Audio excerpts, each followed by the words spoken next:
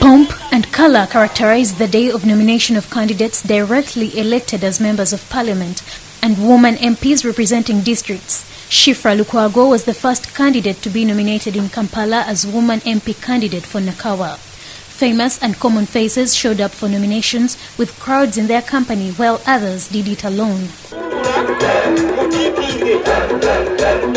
The visible hotspots are Rubaga North constituency where incumbent Moses Kasivante, who will be nominated tomorrow, battles Uganda Federal Alliance President Betty Kamya, Kusingura Tindiewa of NRM and Kawoya George William of the Democratic Party.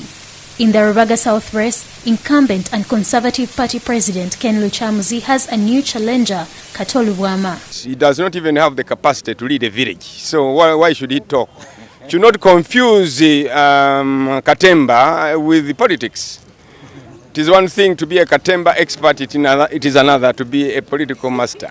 I was the political master that used the parliament through parliamentary practice to get rid of DDT. They were imposing it on Ugandans, and I said no out of debate.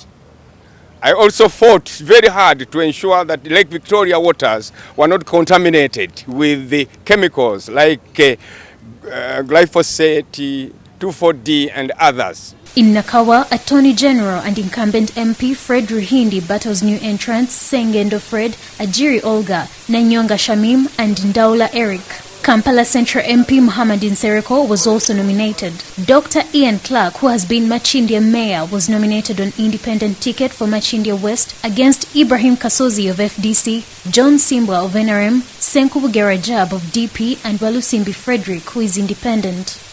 They spent time on laws which were maybe not, they were interesting, but then they left the legislation that would help to develop the country. Normal things like the counterfeit bill, stuff that helps business, that's pro-business, that stuff brings development, and some of that was left on the shelf. And I think that's what legislators we need to be doing if I become a legislator. The people of Nakawa also believe in generational leadership, where you're thinking about the next generation, and I bring that to the table. Now this time round, I am going to Parliament to take the federal fight to Parliament, because the federal fight cannot be fought in State House. The returning officer for Kampala, Ntege Charles, described the exercise as smooth and all-inclusive. The duly nominated candidates would later hold their post-nomination rally in their respective constituencies.